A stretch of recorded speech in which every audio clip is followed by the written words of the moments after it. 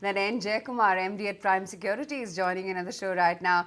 Jakes, hi, good morning. So great to have you on the show. And I think the biggest observation, Jakes, is the fact that after almost a year and a half of hiatus, FIIs finally are turning net positive on our markets. We were just looking at the total longs, and they're now at a good 7-year high. What's that telling you ahead of the big event on June 4th? Well, thanks for having me over. The first thing it tells me is that a lot of shorts have covered. The general feeling amongst FIIs over the last, I would say, 12, 18 months has been that India is moving ahead of fundamentals. Markets have continued to rise despite them being net sellers. So they have, to my mind, both as traders and as investors, been light on the market. And as traders, whenever their short positions sort of from a market structure point of view becomes excessive, you have the kind of rallies that you have. Just about 10 days ago, they were net 2.5 lakh contracts short on the Nifty. Uh, Today, you're talking about that having been cut quite dramatically, and therefore a rise of the 1,000 points that has happened from 22 to 23K. My own assessment is that, especially even as investors, the local investors have now got a higher percentage of company holdings than foreigners. So that's, to my mind, the big takeaway of the last 5 years has been the, should I say, the preeminence of the Indian retail investor, unspoken, unsung, unknown investor through SIPs and through his investments and largely through mutual funds has remained, an increasingly important constituent of the markets. In fact, on a day-to-day basis, I have actually started seeing the DII flows far more than I've seen the FII flows. And that, in fact, tells you the small shift in the nuance shift, if you will, for participants. So the FII flows tend to be far more, should I say, noise producing in the short run.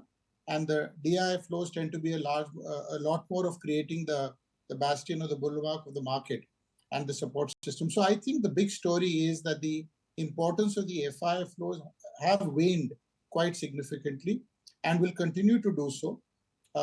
And while they may have cut their shorts, it doesn't mean much. In fact, if anything, I feel the market structure is favoring a correction immediately post the elections when the event is out of the way, because every scenario has been factored into this run-up.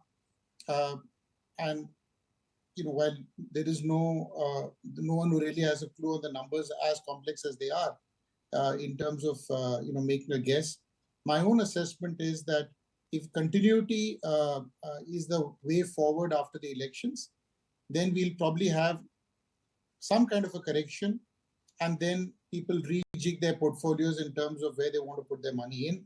There's excessive participation in PSUs that we're seeing right now, and I think that could come in for some correction. So in the immediate run-up till to a week after the elections, I think I'd be staying a little light and having firepower in case there is, God forbid, some kind of a black swan event, which allows you to buy significantly lower.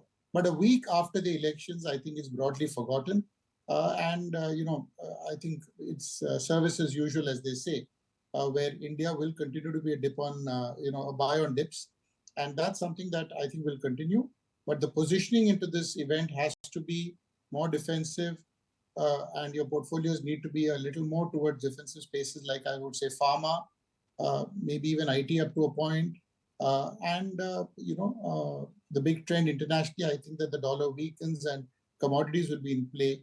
So commodities and pharma would be, to my mind, the two best plays, which indicate international trends and international events get factored in a lot more than specifically events like the one that we're going to see in a week from now. Interesting that you talked about defensives, Jakes, because I don't know if you caught my colleague before that. We did run a CIO poll of market participants, and we were trying to figure out what the market mood is. And the findings clearly seem to be that, 89% of the participants polled did believe that the market has not really peaked out for the year, even in the near term. And they say that it's going to be more of the same. They continue to be overweight on largely PSEs. What happens to PSUs in that sense? I mean, ex-banks, of course. Do you think they've run their course for the year? No, I'm only talking about a view which is immediately into, and if 89% of people have thought in a particular way, I dare say that 89% in any vocabulary constitutes consensus. And to be anti-consensus, I think, is not such a bad thing. As an individual, as people who can jig their portfolios, I would say that uh, being a little light into this event is the way forward. There is no harm, and unless there is a, as I said, a blowaway number, 350 plus kind of number for the NDA, my own assessment is that uh, to expect the markets continuing to run. And I'm not saying that they've peaked for the year. I just feel that 23,000, valuations, if nothing else, demand that it pause here. And I believe there could be a correction. In fact, I think there will be. But that correction will be an opportunity to buy further. If for the rest of the year, do we have a significant move above 23? I'm not too sure. For the rest of the year, is there going to be stock specific move? That's always the case in all markets. So I'm not necessarily saying that in a 6-month period, we'd be very different in view that some of these spaces need to be bought into.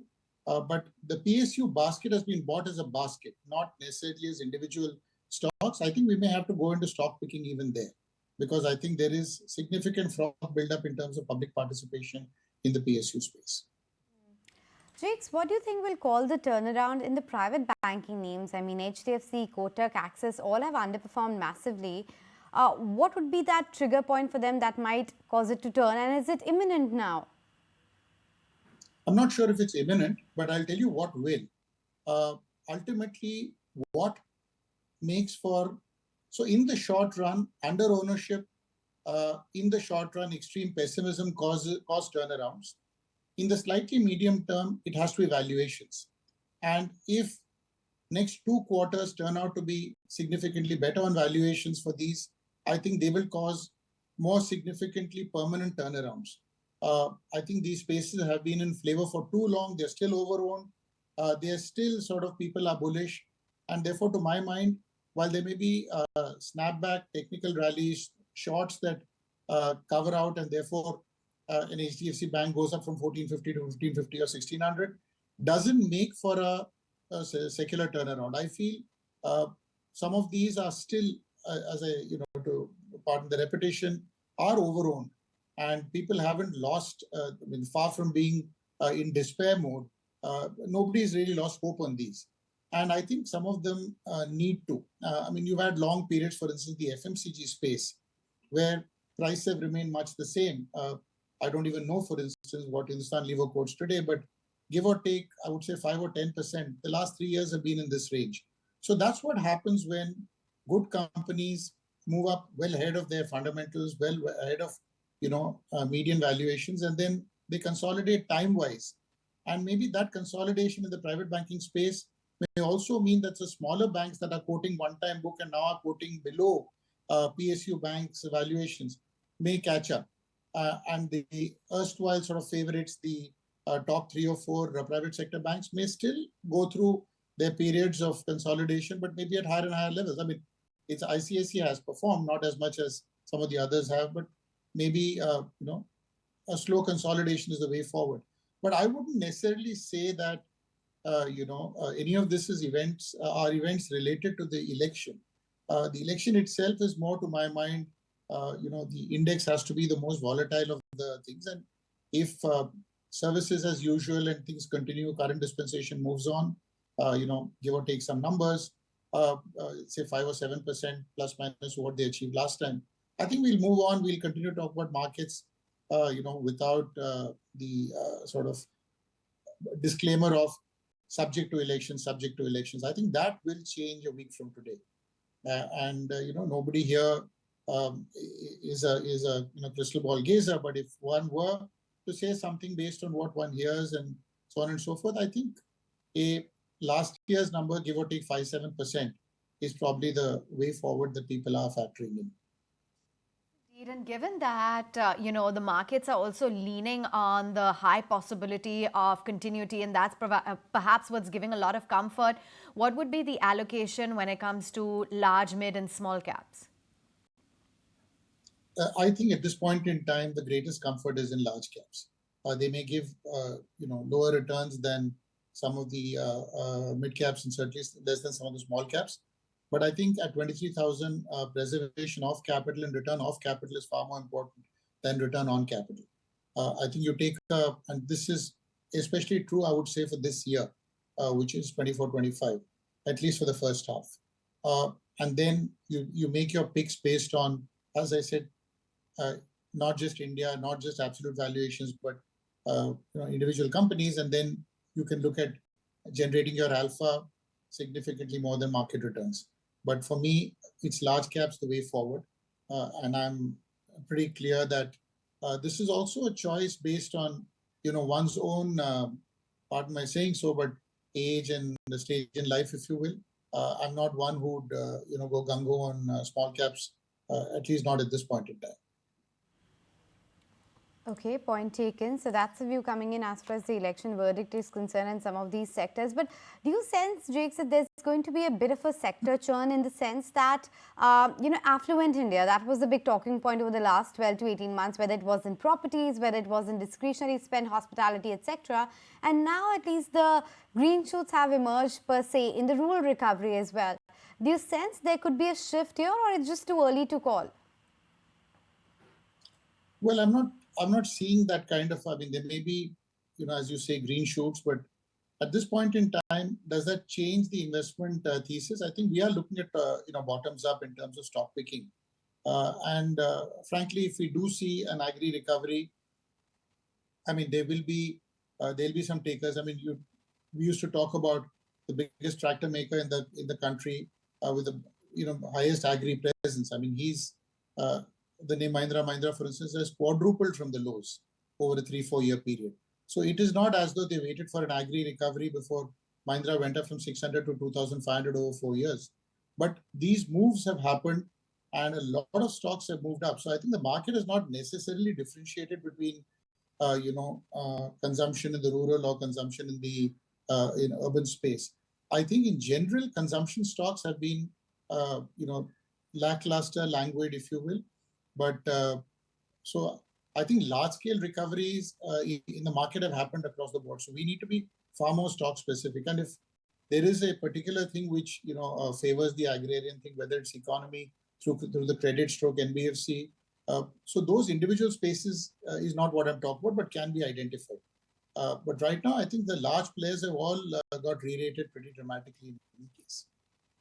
Pharma as well is also sort of turning the corner, Jakes. I mean, we've seen few odd earnings did bring up some green shoots, be it Glenmark guidance or Divi's earnings, etc. Do you think that also could be a sector? Of course, stock specific within that, because each of them represents a different story altogether. But maybe that could be another opportunity to look at. Pharma is actually a very big opportunity. The biggest reason being the sectoral weight that pharma enjoys is still, to my mind, under 6%. Number two, most of the stocks there represent under ownership, reasonably high promoter ownership, and participation still is low. Valuations are, in some cases, rich, but largely the valuations are still pretty attractive. The spaces there that actually call for attention, things that have changed in the last 2-3 years, almost on a near permanent basis for the moment, are things like the generic space in the US, where price pressures apart, FDA clearances are much faster. Shortages, that's the name of the game here. Whether in Europe or in the US, shortages, are sort of writ large across the landscape. Principally because a lot of the generics players in these markets have collapsed because of substantially higher interest rates compared to historical, parallels. So companies that are borrowed at 8 and 10%. Have closed down. Nearly 4 or 5 bankruptcies in the space of small companies or mid-sized companies have meant that shortages have persisted. Now, that is something that has nothing to do with Indian elections. It's an export-oriented story. And from that perspective, I think represents opportunities for the next few quarters. And then there's this contract manufacturing, which in some cases have come through. The PLI implementation, which has come through in some cases. So whether it's the PLI, contract manufacturing, generic space, pharma represents, to my mind, an undervalued, underowned, and certainly high on comfort space from an investor's perspective. And this, I would say, from a next 1 to 2 year perspective, I think should remain as the norm. So that, to my mind, is not just a short-term opportunistic sort of punt, but a medium-term investment thesis of some substance. Just a tactical trade on the pharma drug shortage right now, but at least for the medium term as well, the story really should play out. And Jake said, remember the last time we spoke, you talked about how there's still, stocks like Zomato, PB Fintech were inexpensive. Has the view changed now, given the fact the stocks have run up quite materially? Are you recommending perhaps booking out some profits out of Zomato now? Yeah, I mean, as I said, those were sort of highly oversold in the new age, in the sort of new economy space. I don't think they're undervalued anymore. My own, as I said, preference both from is I at this point in time do not recommend any new age stock as in general, and the preference is really for large caps and in the spaces. Okay, Jakes, on that note, we'll let you go. Thanks so much for making time and speaking with us. But time now to welcome on. If you like this video, then like, share and subscribe to ET Now.